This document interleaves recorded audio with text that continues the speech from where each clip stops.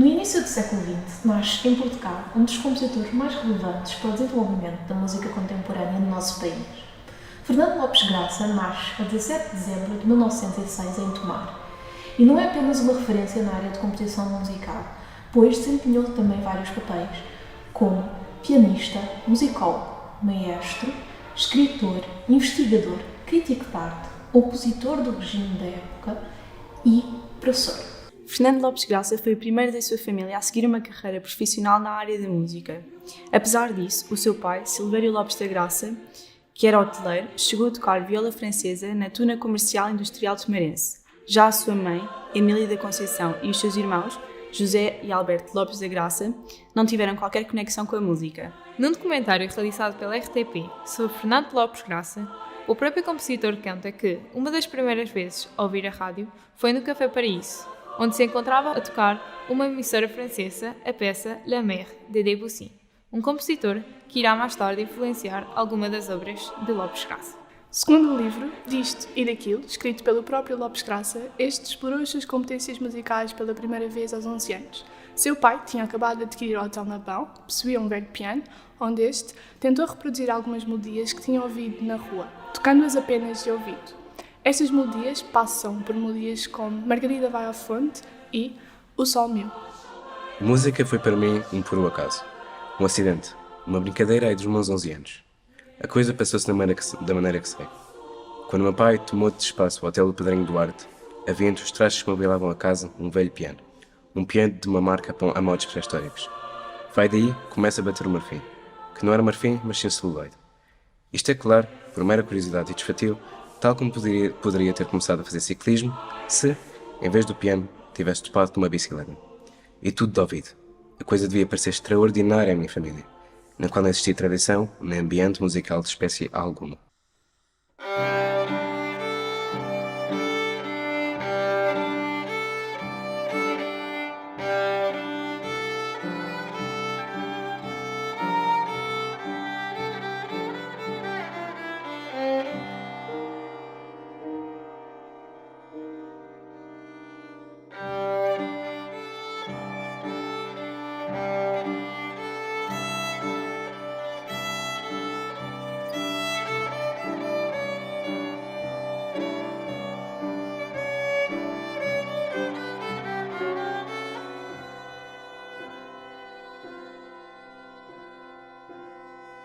No ano de 1917, o tenente Abuim, oficial do Estado-Maior, estava hospedado num hotel. Interessou-se pelas habilidades pianísticas de Lopes Graça e levou-o a uma pianista prestigiada, amiga da família, chamada Maria Imaculada Conceição de Oliveira Guimarães. Após averiguar o potencial de Lopes Graça, Maria Imaculada tornou-se sua primeira professora de piano. Mais tarde, teve como professora de solfejo Rita Lemos Lopes. Aos 14 anos, o Lopes Graça foi pianista no quinteto do nome O Quinteto do Teatro, que realizava atuações no Cineteatro Paraíso de Tomar, improvisando a banda sonora de filmes à medida que estes decorriam. 2 anos depois, o quinteto desfez e Lopes Graça começou a realizar atuações a solo. Nas suas atuações, compôs todos os arranjos das peças que tocava e interpretou obras de vários compositores russos e franceses, nomeadamente Debussy.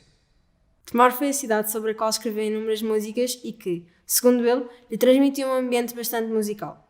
O ambiente em Tomar era, para Lopes Graça, considerado musical uma vez que existia 2 bandas filarmónicas, uma tuna comercial, onde o seu pai tocava viola francesa, e outros projetos musicais.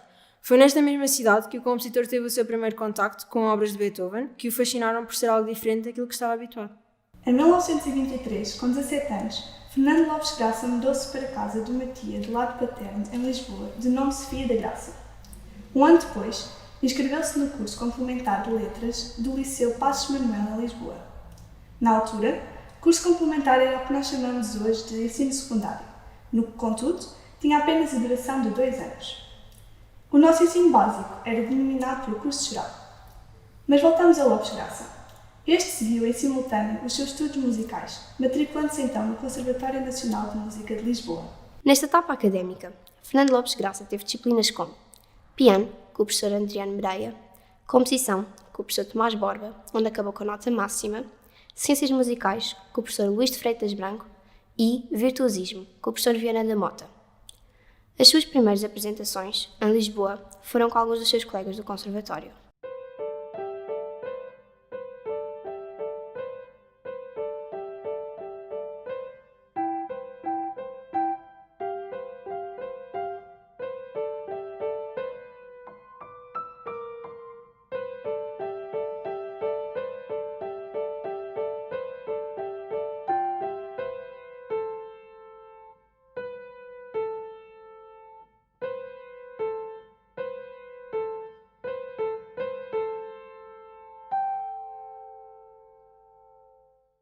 No ano de 1926, Lopes Graça inscreveu-se no curso de Ciências Histórico-Filosóficas da Faculdade de Letras da Universidade de Lisboa.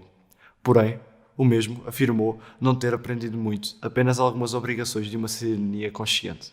No golpe militar de 28 de maio de 1926, que resultou na queda da Primeira República Portuguesa, Lopes Graça tinha 19 anos e logo se opôs ao novo regime, tornando-se assim um membro ativo da resistência até ao 25 de abril de 1974, golpe de Estado que viria a restituir o regime democrático em Portugal.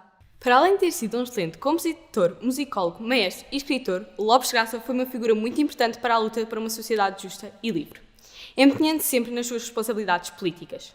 Foi antifascista durante a vida toda, defendendo sempre a democracia e a liberdade de expressão. Em 1986, numa entrevista, Lopes Graça afirma que não se considera nem um compositor político, nem um político compositor. Afirma que a sua função como artista é inseparável dos seus deveres para com a cidade e para com a sociedade. A cultura, para ele, é um pilar essencial para a construção de qualquer sociedade civil. Com o regime fascista cada vez mais em vigor em Portugal, Lopes Graça começava a sentir-se reprimido, pois os seus ideais eram comunistas e não fascistas. Porém, o meio familiar onde vivia permitiu que isso continuasse a moldar a sua personalidade e os seus interesses. Já em 1927, conclui o curso superior de piano e compõe a sua primeira obra, Variações sobre um tema popular português para piano solo. Falando agora de Lopes Graça enquanto compositor, pode-se afirmar que o mesmo foi um grande contributo para a música tradicional portuguesa. As suas maiores influências a nível composicional foram Bartók, Falho, Debussy, Schoenberg e Hindemith. Grande parte da sua obra é de caráter nacionalista, como podemos observar, por exemplo, na Sonata número 2 para piano e na primeira versão do Quarteto para piano, onde as canções populares surgem junto com melodias coloridas e ritmos percutidos, alternados com polirritmia linear. Nesta fase composicional, pode-se claramente perceber as influências que Manuel de Falla e Béla Bartók tiveram na sua vida. Estes eram também músicos do movimento nacionalista. A sua vasta obra, não muito falada nos dias de hoje, é considerada uma das maiores referências da cultura portuguesa do século XX. Nas suas principais obras, conseguimos ver a preferência de Lopes Graça pelos géneros vocais, como por exemplo as canções heroicas, cantigas de intervenção, as canções regionais portuguesas, música tradicional, Mudar de Vida, ópera, e História Trágica ou Marítima, obra para coro misto e orquestra. Esta preferência deve-se ao relacionamento do compositor com poetas e escritores contemporâneos, relações essas que permaneceram durante toda a sua vida. Muitas das suas obras utilizavam textos de escritores e poetas relevantes da literatura portuguesa, como foi o caso de Gil Vicente, Bocage, Fernando Pessoa, Aquilino Ribeiro, Raul Brandão, Antero de Quental, José Régio, Luís de Camões, Matilde Rosa Araújo, entre muitos outros.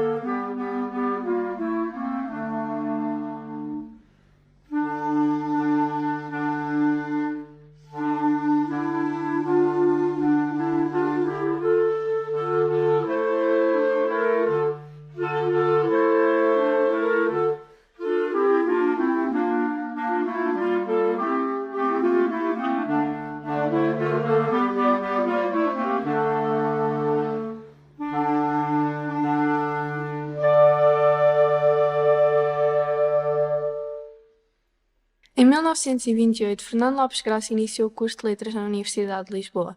É também neste ano que funda em Tomar o jornal A Ação, onde fica diretor, defendendo assim os ideais democráticos.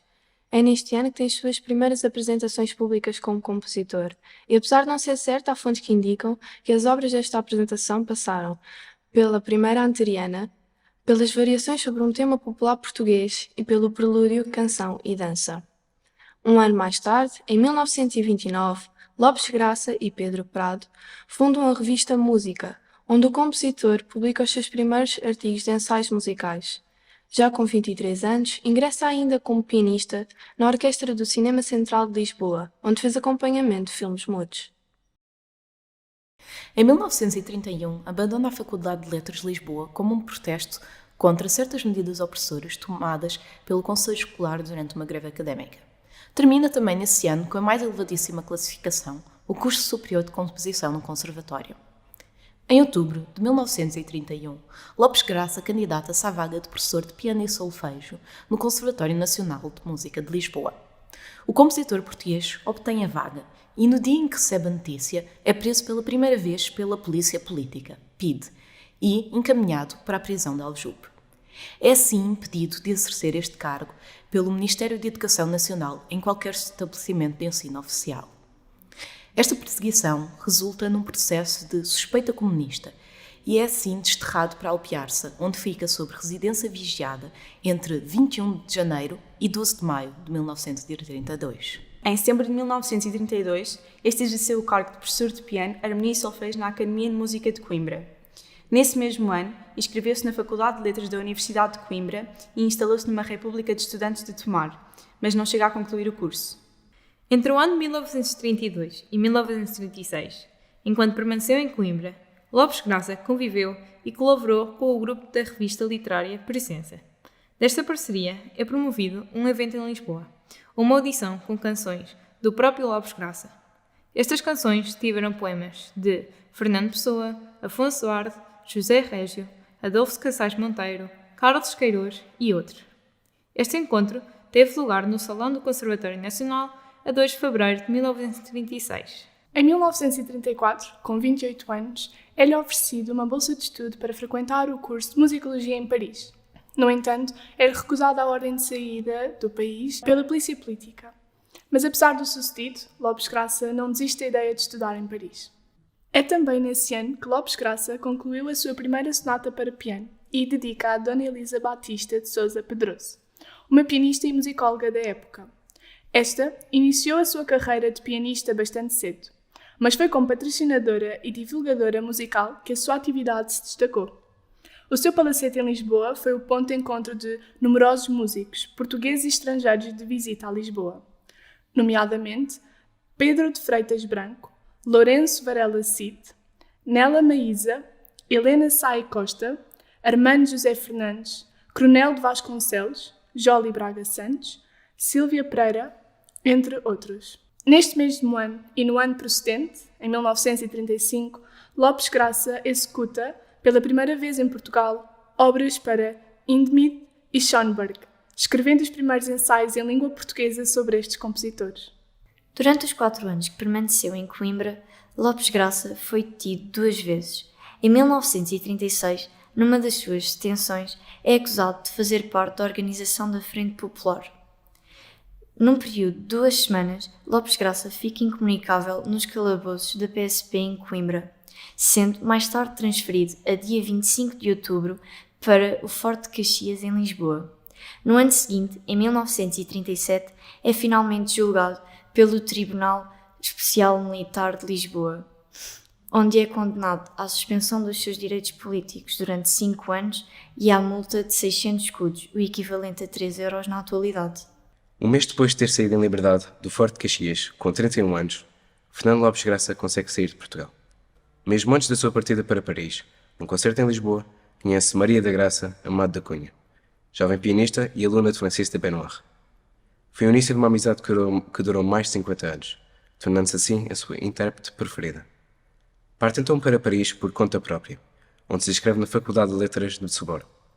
Aqui, Lopes Graça frequentou as aulas de musicologia de Paul-Marie Masson e teve contato com o compositor francês Charles Koechlin, com o qual estudou composição e orquestração. Durante este período de tempo, compôs inúmeras obras para piano e para bailado. Em 1940, compôs a peça para bailado La Fière du Temps, A Febre do Tempo, por encomenda de Maison de la Culture, uma associação cultural, para a Companhia de Ballet Internacional.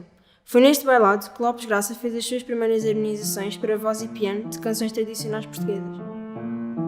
Chapéu preto desabado, ai solidão, solidão, na figura do ladrão, ai, ai, ai, ai, ai.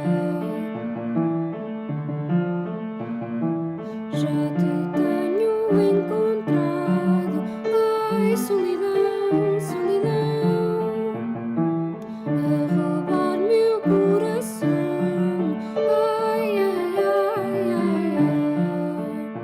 Em 1939, inicia-se a Segunda Guerra Mundial. Lopes Graça decide alistar-se a um corpo de voluntários Amis de la République Française. Nesse mesmo ano, recusa uma proposta de adquirição de nacionalidade francesa, o que o leva a abandonar Paris e regressar a Portugal em outubro desse mesmo ano. De volta a Lisboa, fez parte da Sociedade Sonata, onde promoveu concertos com música do século XX. Exerceu ainda grande atividade como crítico teatral e musical no jornal O Diabo e a Seara Nova. Para além disso, publicou nos cadernos culturais das edições de Inquéritos um ensaio sobre a evolução das formas musicais. Em 1940, iniciou por fim a sua colaboração com a Academia de Amadores de Música de Lisboa, onde foi professor de piano, harmonia e contraponto. Em fevereiro do ano seguinte, em 1941, recebeu um prémio de composição, patrocinado pelo Círculo de Cultura Musical, com o concerto para piano e orquestra número 1, composto em 1940. Ainda no mesmo ano, Fernando Lopes Graça aceitou dirigir os serviços de música da emissora nacional, não chegando a tomar posse do cargo, uma vez que se recusou a assinar a Declaração de Repúdio Ativo do Comunismo e todas as ideias subversivas, que, então, era exigida a todos os funcionários públicos. Esta declaração consistia num documento que obrigava as pessoas a assumir publicamente que discordavam com os ideais comunistas, contrários aos ideais fascistas, regime praticado na altura. Devido às limitações que lhe eram impostas entre 1941 e 1944, Lopes Graça foi obrigado a intensificar as suas atividades como tradutor, devido a razões políticas. Em 1943, Lopes Graça ganhou pela segunda vez o prémio de composição patrocinado pelo Círculo de Cultura Musical, com a cantata História Trágico Marítima, com texto de Miguel Torga, um poeta e escritor português.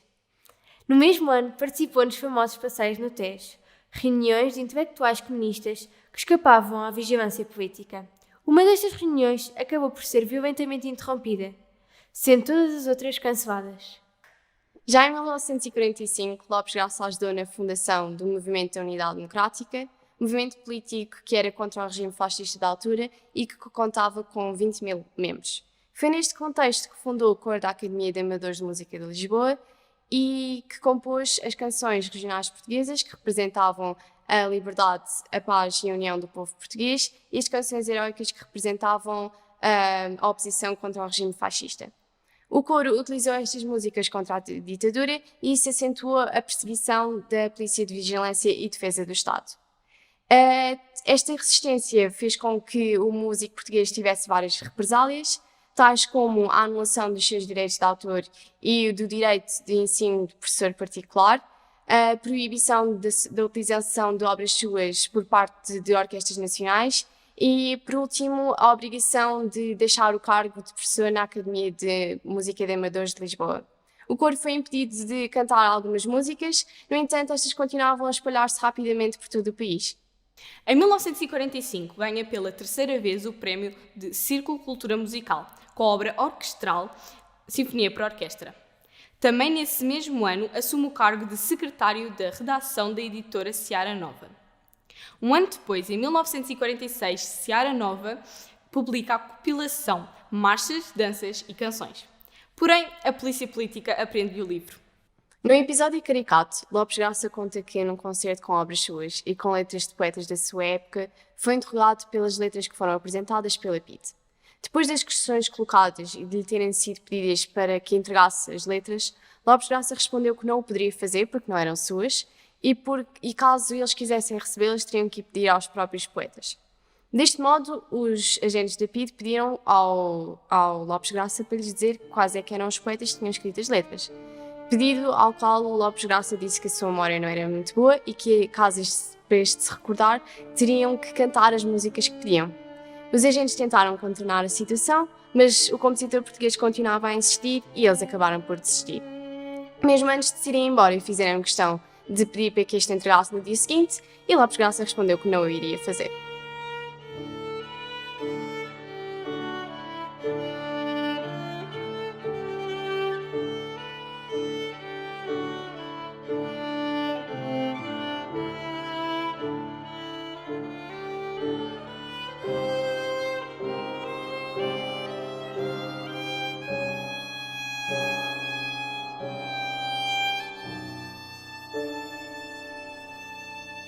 Três anos depois, em 1948, Lopes Graça é convidado a participar como júri no Concurso Internacional de Música Contemporânea em Budapeste. É novamente negada a autorização de saída do país. Também, nesse ano, promove na Sociedade Sonata a audição integral dos quartetos de Bartók. Em maio também de 1948, participa, clandestinamente, no segundo Congresso de Compositores e Musicólogos Progressistas em Praga. Em 1948, Lopes Graça participou nos congressos da Sociedade Internacional de Música Contemporânea, realizados em Amsterdão, como secretário do Departamento Português. Este departamento apenas foi criado graças à sua dedicação e esforço. Um ano mais tarde, em 1949, as suas divergências com a orientação ideológica assumida pela editora Seara Nova levaram-no a abandonar o cargo de secretário de redação. Em 1951, compõe a Suíte Rústica número 1 para a orquestra e, 2 anos mais tarde, recebe pela 4ª vez o Prémio de Composição do Círculo de Cultura Musical, com a Sonata número 3 para piano, referente ao ano de 1952. No final dos anos 50, Lopes Graça conheceu Michel Giacometti, após receber uma carta de recomendação do mesmo. Giacometti foi um etnólogo francês. Abordando muito brevemente este conceito, etnologia é a ciência que estuda a origem dos povos e os contextos em que estes estão integrados. Aborda questões como a língua, o folclore, a cultura e o ser humano em si, tanto no contexto social como biológico. Voltando a Giacometti, este acabou por se apaixonar pela música tradicional portuguesa. Movido por essa paixão, mudou-se para Portugal em 1958 para continuar a estudar sobre a música do nosso país e permaneceu cá até ao fim da sua vida. Giacometti e Lopes Graça trabalharam juntos durante as várias décadas seguintes, um pouco por todo o país, a recolher gravações de músicas tradicionais portuguesas, procurando a origem das canções que eram passadas de geração em geração. Neste trabalho, Lopes Graça desempenhou o papel de transcrever e organizar as gravações que iam sendo recolhidas por eles, assim como realizar uma observação e análise a todo o material recolhido. Esta recolha culminou na série discográfica Antologia da Música Regional Portuguesa, com 5 volumes, publicado entre 1960 a 1971, pelos Arquivos Sonoros Portugueses. Após a divulgação, Lopes Graça e Giacometti divulgaram as mesmas no Cancionário Popular Português. Ai, mandalo, mais ligeirinho.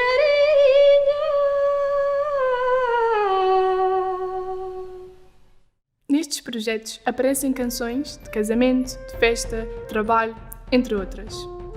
Com este trabalho, Lopes Graça e Giacometti fizeram com que a música tradicional portuguesa pudesse ser conhecida, preservada e ouvida até aos nossos dias.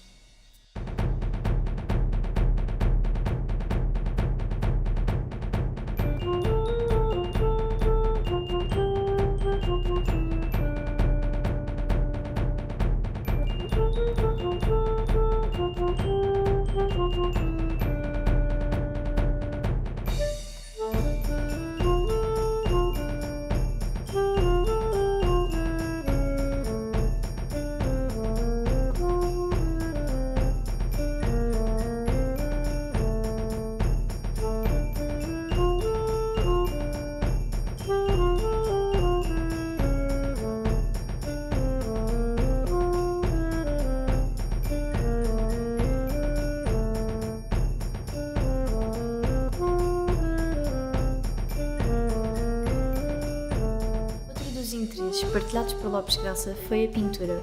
Um dia, a pedido de uma exposição realizada no Brasil, Lopes Graça fez um quadro.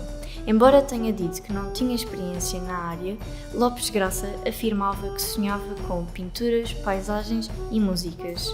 Segundo o mesmo, o quadro ainda se encontra no Brasil. Em 1961, o pai de Lopes Graça, Silvério Lopes da Graça, acaba por falecer.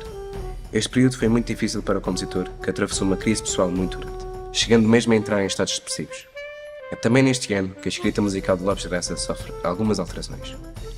Para além da fase de música nacionalista e de música tradicional portuguesa, há quem defenda que é possível observar uma terceira fase composicional nas obras Canto da Amor e da Morte, que é um quinteto com piano, composto em 1961, e na Sonata para piano número 5, composta mais tarde em 1977. Estas obras destacam-se das restantes fases composicionais de Lopes Graça devido à execução mais intensa e exigente do ponto de vista formal e expressivo. No ano de 1964, Lopes Graça recebe uma homenagem pela parte da Delegação do Porto da Juventude Musical Portuguesa, onde é promovido um concerto com obras sinfónicas suas no Teatro Trindade. É ainda neste ano que o Coro da Academia de Amadores de Música grava para a editora DSCA a segunda cantata de Natal. É também neste ano que são gravadas pela primeira vez obras sinfónicas do compositor pela Orquestra do Porto, sob a direção de Silva Pereira, um maestro que anteriormente já tinha realizado um concerto com unicamente obras de Lopes Graça. No ano seguinte, em 1965, volta a ganhar um prémio composicional, mas desta vez a nível internacional. O prémio Príncipe Ramier III, de Mónaco, é adquirido por Lopes Graça com a obra Quarteto de Arcos número 1. Sabe-se que Lopes Graça foi um grande amigo de Maria Helena Vieira da Silva, uma importante pintora portuguesa. Em 1966, compôs a obra Sete Lembranças para Vieira da Silva, em que a formação consiste num quinteto de sopros. No mesmo ano, o Coro da Academia de Amadores de Música gravou um disco, cuja capa é uma pintura da autoria da própria Vieira da Silva.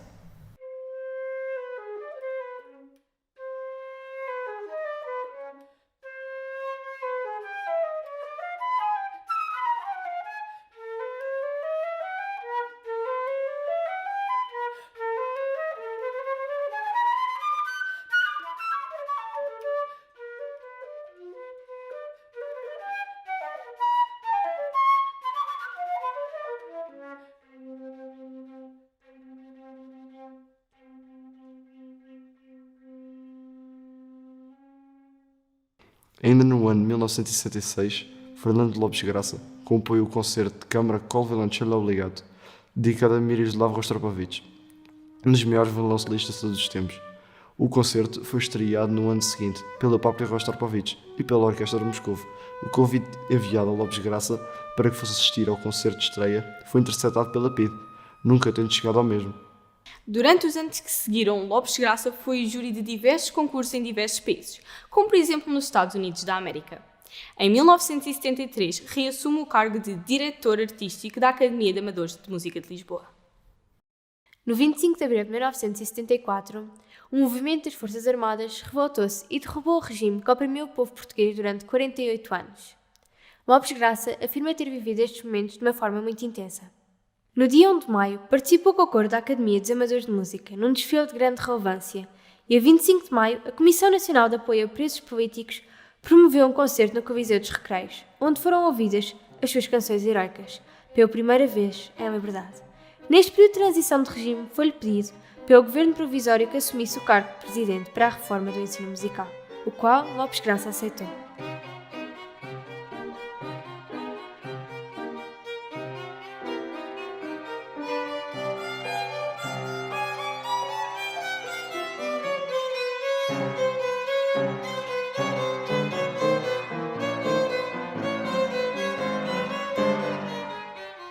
Em 1975 faz parte da mesa constituinte como membro do Partido Comunista Português e nesse mesmo ano é convidado pelas Forças Armadas para fazer um concerto em Paris com o coro da Academia de Amadores de Música para cantar para a comunidade portuguesa.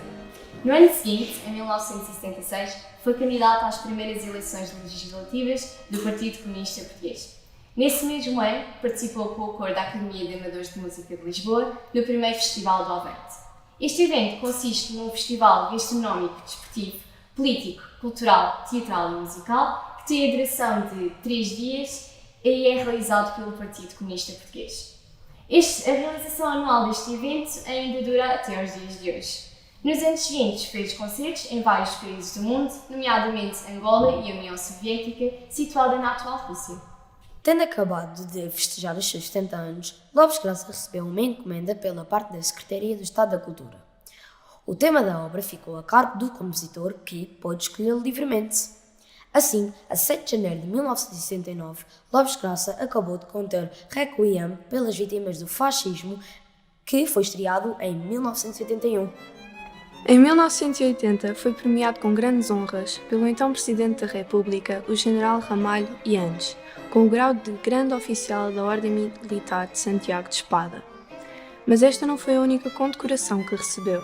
6 anos mais tarde, ao completar 80 anos, o Presidente da República, que na altura era Mário Soares, condecorou com a Grande Cruz da Ordem do Infante.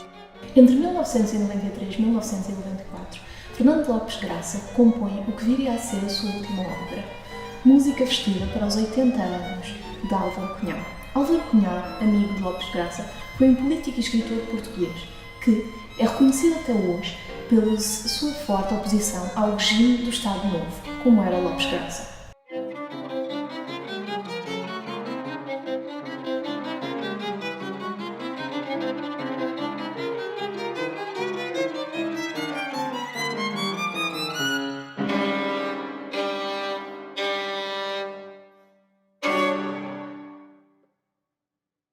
Abordando agora a relação que Lopes Graça tinha com a religião, não se sabe ao certo a religião de todos os membros da sua família. No entanto, sabe-se que este foi registado e batizado 2 anos após o seu nascimento e que, inclusive, recebeu ensinamentos religiosos de uma tia. Embora fosse ateu, a religião marcou grande presença na produção intelectual de Fernando Lopes Graça, tanto a nível musical como literário. Este afirmava que, para além de uma arte, considerava a música uma religião. Ainda assim, sempre se mostrou relutante contra a ideia de religião e, de certa forma, a sua opinião política acabou por distanciá-lo da mesma. No entanto, a sua única obra coral sinfónica foi baseada no texto da Missa de Fuctorum, ou Missa dos Fiéis Defuntos, também conhecida como Requiem. A dada altura, Lopes Graça profere a seguinte frase: Poderia dizer-lhes, enfim, como além de uma arte a considero, a música uma religião, a minha única religião. E como visiono, a única religião do futuro, a única religião da humanidade, livre, justa e sábia. Compositor português que sempre mostrou uma grande resistência contra a Igreja Católica. O mesmo ainda destacava as diferenças que sentia entre religião e catolicismo. Costumava dizer que religião e catolicismo não são uma nem a mesma coisa. Em 1994, Lopes Graça fez uma visita ao Museu da Música Portuguesa, Casa Verdades de Faria, onde propôs que todo o seu espólio fosse aí depositado. Acaba por falecer a 27 de novembro do mesmo ano, em casa com 87 anos, tendo deixado todos os seus pertences à Câmara Municipal de Cascais, como estipulou em testamento.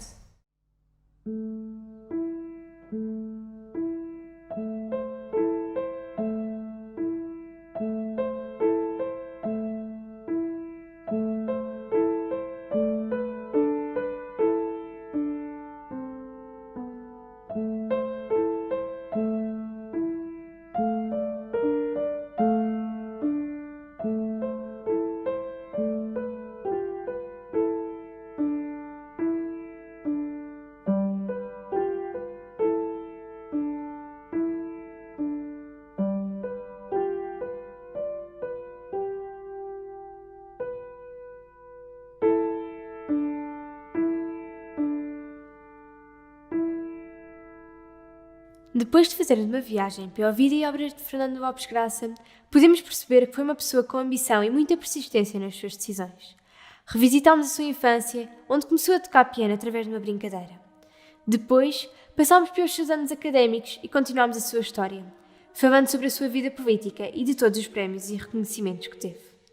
Este homem foi e será sempre uma inspiração para todas as gerações, e pode-se ver na vida de Lopes Graça o que se pode atingir com força e determinação. Ele exerceu, sem dúvida, uma grande influência na cultura portuguesa e foi um pilar importantíssimo na luta contra a ditadura. A sua obra é, hoje, uma das grandes referências da cultura portuguesa do século XX. Citando uma frase de Olga Prates, uma grande pianista portuguesa, Lopes Graça era a transmissão direta em música da força do povo.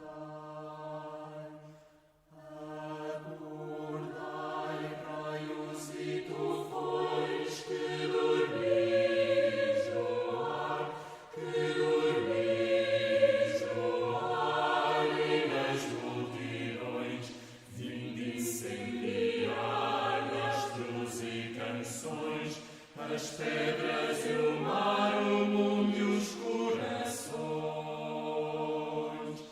Acordai, acendei de almas e de sóis este mar sem cais, nem luz de faróis. E acordai depois das lutas finais, os nossos heróis que dormem nos covais.